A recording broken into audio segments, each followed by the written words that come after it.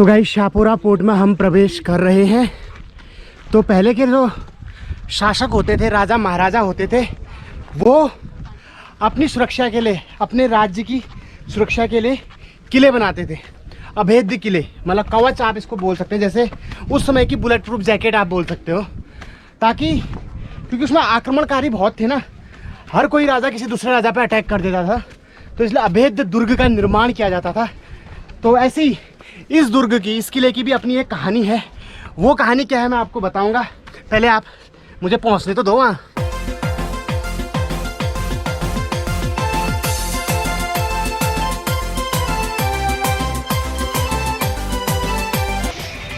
राजाधिराज महाराज पवन पहाड़ी शाहपुरा किले में प्रवेश कर रहे हैं।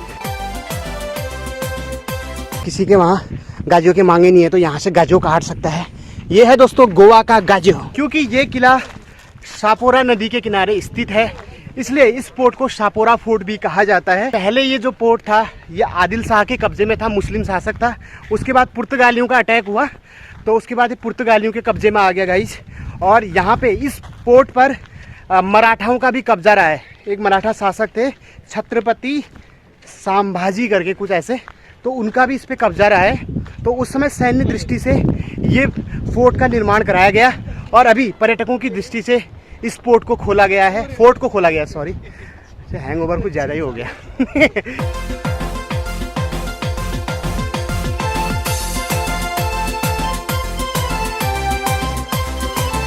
ये एरिया जो है व्यापारिक महत्व के हिसाब से, हाँ। क्योंकि देश का एक एंट्री पॉइंट है, हाँ। और एंट्री पॉइंट में व्यापारिक महत्व के कारण ये एरिया को हर कोई कब्जाना चाहता था। हाँ। तो इस वजह से इस फोर्ट का निर्माण किया गया ताकि ये एरिया हमारे कब्जे में, क्योंकि कोई भी दूसरे देश का व्यापारी इस समुद्र से होते हुए इस देश में व्यापार के लिए आता था, इसलिए इसका बहुत सामरिक महत्व होने के कारण हाँ। इसको हर कोई अपने कब्जे में रखना चाहता है। बिल्कुल, सब लड़ाई। ये बहुत सही बात बताई आपने। इधर दूर पर घूमने के आ रहा है, बॉयफ्रेंड लगा चैट में लग गए। गाइज व्हाट इज दिस, ये है क्या पता नहीं। तो गाइज मैं जो बता नहीं रहा था वो समाधि टाइप की क्या बना रखी है उसका समझ में नहीं आ रहा था। तो अभी मैंने भैया से पूछा, तो वो बता रहे हैं कि जब यहाँ पे पुर्तगालियों का शासन था, तो वो अपना झंडा फहराने के लिए, अपने राज्य का, अपनी रियासत का झंडा फहराने के लिए उस स्टैंड का यूज करते थे।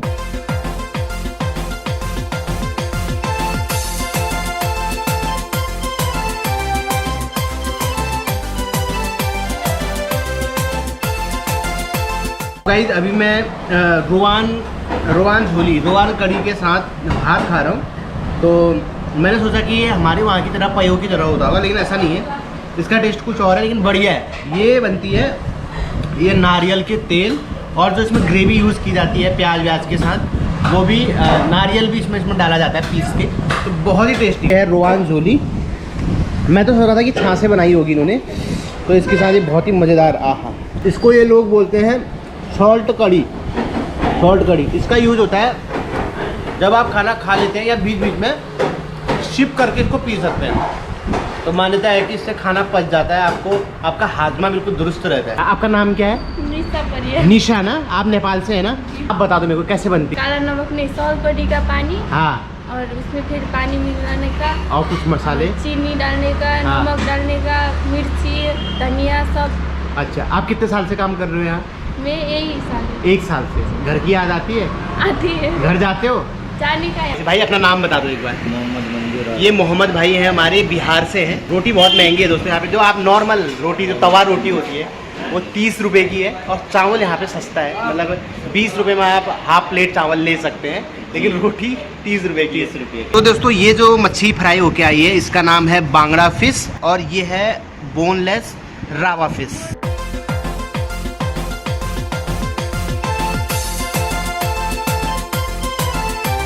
तो भाई दिन का भोजन करने के पश्चात अब हम जा रहे हैं बागा बीच में। ये देखिए, ये जो कुर्सियां हैं, इन कुर्सियों में दगड़ियों सफेद जंगाड़ वाले बैठे रहते हैं।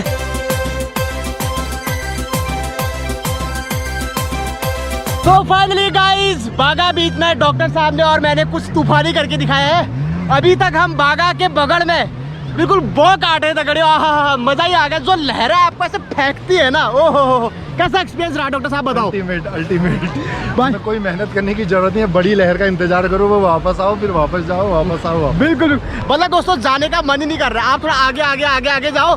जैसे लहर आती है ना उसके साथ, मतलब अगर आपको स्विमिंग नहीं भी आती है ना उसके बाद भी आप बॉ काट सकते हो, क्योंकि लहर का फोर्स इतना होता है वो आपको सीधे धकेल देती है। मजा आ गया गाइस। लगभग हमने 1 घंटे स्विमिंग करी है यहाँ पे। जितना हमने खा रखा था ना सब पच गया, पता नहीं कहाँ छिरा हो। अब फिर से भूख लग चुकी है। देखो अब सनसेट होने वाला है थोड़ी देर में। ये सब लोग अभी स्ट्रॉन्ग वेव के आने का इंतजार कर रहे हैं। तब से मैं कैमरा लेके आया हूँ, तब से कोई स्ट्रॉन्ग वेव आई नहीं रही है। ये देखो देखो देखो, आई आई आई आई आई आई आई, ये भाई ये तो प्रो वाले हैं, ये विपरीत दिशा में तैर रहे हैं, लेकिन हम लोग ऐसे तैर रहे थे। आप कहाँ से हो? हम बंगाल से। बंगाल, बेंगलोर से। ओके, बेंगलोर में नमस्ते कैसे बोलते हैं? नमस्ते को क्या बोलते हैं बेंगलोर? नमस्ते तो ऐसे बोलते हैं, बेंगलोर में काम करते हैं हम लोग। हाँ। कलकत्ता से। अच्छा, आई लव यू को क्या बोलते हैं कलकत्ता में? आमी तुम्हें भालोबासी। आमी तुम्हाको भालोबासी।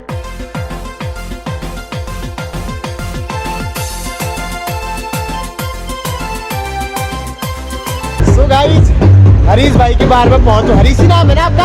हरीश सिंह गार्डन। हाँ, तो हरीश भाई के बार में पहुंच चुका हूँ। ये हमारे हरीश भाई है, पिछली बार में यहाँ काम करते हैं, ठीक है। बीच बीच में जीबोर्ड भी दिखा देते हैं, ठीक है। मुझे विश्वास था कि आएंगे करके, और इतना यकीन था कि नहीं तो मैं उठा के लाऊंगा उधर से। मतलब अगर आप उत्तराखंड में अगर बोला होता ना एक बार वो कैंसिल हो सकता था, लेकिन गोवा में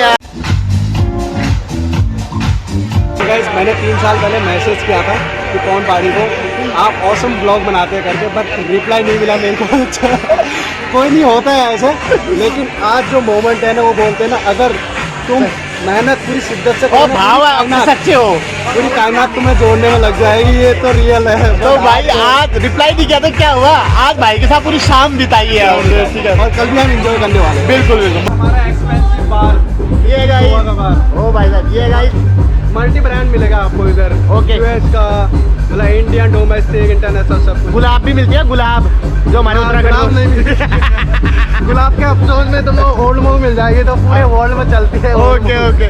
तो दोस्तों ये है तितली बार, ठीक है। यहाँ पे अपने हरीश भाई काम करते हैं। सौरभ जोशी। अरे सौरभ भाई ऑल्सो अल्मोड़ा उत्तराखंड से। ओहो भाई साहब, एक सौरभ जोशी ब्लॉगर, एक सौरभ जोशी हमारा बार टेंडर। अल्मोड़ा कौन से गाँव से हुई है? मैं कौसानी से हूँ। कौसानी, क्या बात है। तो भाई कौसानी से है और ये भाई है जागेश्वर से। गजब। ये पहाड़ी रॉक। अभी कौन सा पैक बना रहे हो आप? मॉकटेल बना रहे हो, ओके। अरे दाजू क्या हाल चाल? और आप भी उत्तराखंड से हो? कौन सी जगह से? गरड़िया गाँव से। हैं? गरड़िया गाँव से, देवल विचराल के। देवल बिछराल, कांडा कमशार जो है। अरे भाई साहब, दोस्तों नाम बता दो गाइस। ये है पंकज भंडारी, और ये पता है कहाँ से? कांडा से, कांडा कमशार जहाँ मैं गया था, ब्लॉग भी बनाया था यार, बहुत अच्छा लगा। कितने साल से काम कर रहे हो आप? 1-1.5 साल हो गया। बढ़िया बढ़िया। अरे भाई साहब कितने पहाड़ी मिल रहे हैं यार यहाँ पे। बताते भी जाना क्या क्या डाल रहे हो, ठीक है। तो ये 2 पहाड़ी भाई पैक बनाते हुए। भाई आपको तो टाइम हो गया हाँ इधर? हाँ 2-3 साल। 3 साल हो गए। तो उत्तराखंड जाते रहते हो? हाँ जाता हूँ। अच्छा, ईजा बाजी वही है? इधर बाजू मेरी है। अच्छा,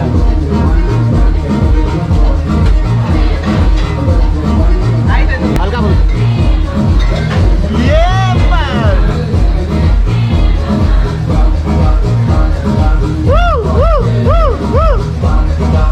बोतल ना फोड़ दिया यार, तो और जगह ले। वाह वाह वाह वाह वाह वाह।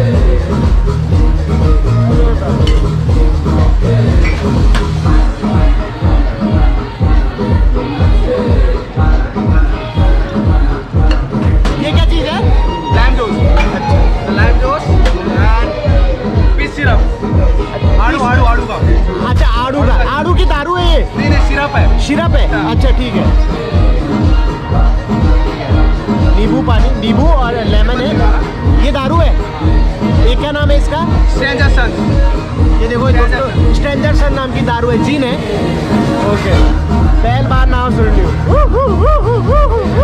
मॉकटेल का मतलब क्या होता है? सब ही मिक्स कर दिया तो मॉकटेल हो गया ना। टेस्ट आना चाहिए, बैलेंस होना चाहिए। अच्छा ज़्यादा बैलेंस। बिटर भी नहीं होता, लाइमी भी नहीं होना चाहिए, शुगर भी नहीं होना चाहिए। ओके। क्या है पेयर सिरप, पेयर वो नाशपाती होता है ना, उसका हाँ। Syrup, pair syrup. नाशपाती का, ओके बियर सिर्फ। तो दोस्तों ये बियर नहीं है, ये वाटर है, टॉनिक थोड़ा वाटर। बिटर रहेगा, स्वीट रहेगा।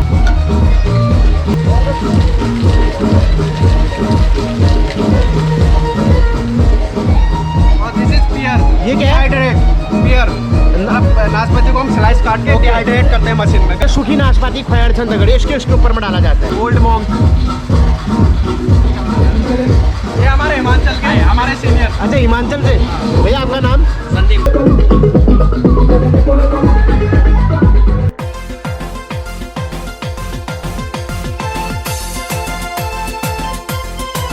तो गाइस रात के 10 बज रहे हैं और हरीश भाई के सौजन्य से आज हमको तितली बार में आने का मौका मिला और भाई ने बहुत अच्छी खातिरदारी करी, क्या बताऊं मैं आपको।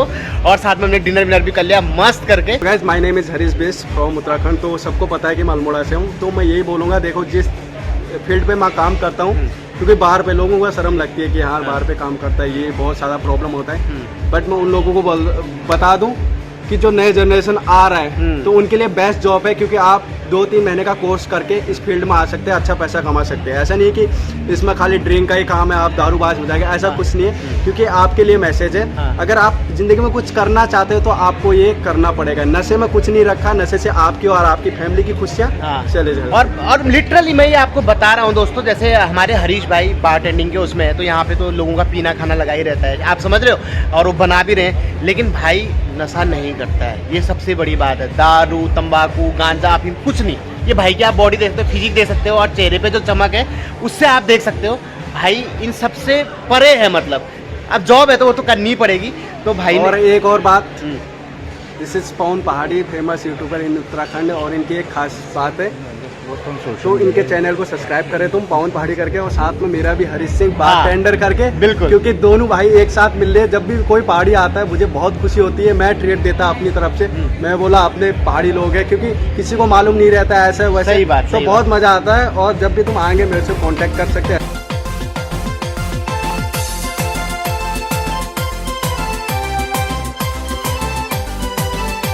सो फाइनली गाइस डॉक्टर साहब और मैं अपने रूम पे आ गए हैं। अब हम थोड़ा सा जूते वूते उतारते हैं, जीन्स वीन्स उतारते हैं, कच्छे पहन के फिर से हम जाएंगे कालिंगढ़ बीच पे, थोड़ा देर वहाँ पे शाम के नज़ारों को एंजॉय करेंगे। हाँ, मैं एक इम्पोर्टेंट बात आज मुझे सीखने को मिली है और आपसे भी शेयर करना, तो बहुत इंपॉर्टेंट बात है। हमारे पहाड़ की दृष्टि से, हमारे उत्तराखंड की दृष्टि से हम भू कानून की बात करते हैं दोस्तों। फेसबुक पे हम बहुत ज़्यादा बहस करते हैं, सरकार को ये कर देना, वो कर देना चाहिए। लेकिन जब तक भू कानून लागू नहीं होता तब तक हमें क्या करना चाहिए, ये बात मुझे आज हरीश भाई से सीखने को मिली।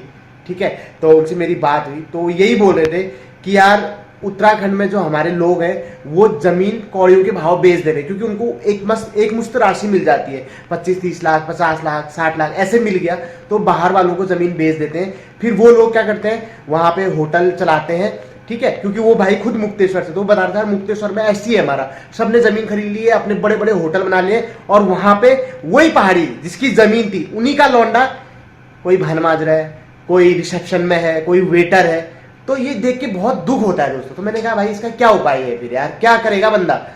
तो इसका एक उपाय ये हो सकता है दोस्तों, आप या तो अपना खुद का होम स्टे या खुद का, अगर आपके पास पैसा है तो बिजनेस शुरू कर सकते हैं, कुछ अपना भी होटल खोल सकते हैं। लेकिन मैं मानता हूं कि पहाड़ में रहने वाले, गांव में रहने वाले पहाड़ी के पास इतनी बड़ी राशि नहीं होती है। ठीक है, तो आप ये कर सकते हैं दोस्तों, जो कि मेरे को सीखने को मिला आज, आप उसको लीज में दे सकते हैं या फिर पार्टनरशिप में दे सकते हैं। भाई जो भी आपसे ले रहा है कि तू खोल यहाँ पे जमीन मेरी, तू अपना होटल खोल, 50-50 की पार्टनरशिप रहेगी या 70-30 की पार्टनरशिप रहेगी। सेम यही चीज जहां हम बैठे थे ना, जिस टेबल पे हम बैठे दोस्तों, वो आम दिनों में 5000 पर पर्सन के हिसाब से बुक होती है। और वीकेंड पे कितना बताया डॉक्टर साहब? 25,000। अगर वीकेंड जैसे फ्राइडे, सैटरडे, संडे, वो 25,000 पर पर्सन के हिसाब से बुक होती है। खैर हमारा तो वो भाई के सौजन्य से हो गया, लेकिन मैं आपको बता रहा हूँ। तो मैंने कहा कि इसका किराया कितना जाता है, तो बोला था भाई ये किराए में नहीं है, ये पार्टनरशिप में है। मतलब जितना भी प्रॉफिट उस मालिक को हो रहा है उसका कुछ परसेंटेज, 25%, समझ रहे हो, मतलब जितना मालिक कमा रहा है। तो ये क्या है, पैसिव इनकम है, वो आपको जिंदगी भर आती रहेगी, जब तक आपका होटल चलेगा वो आती रहेगी।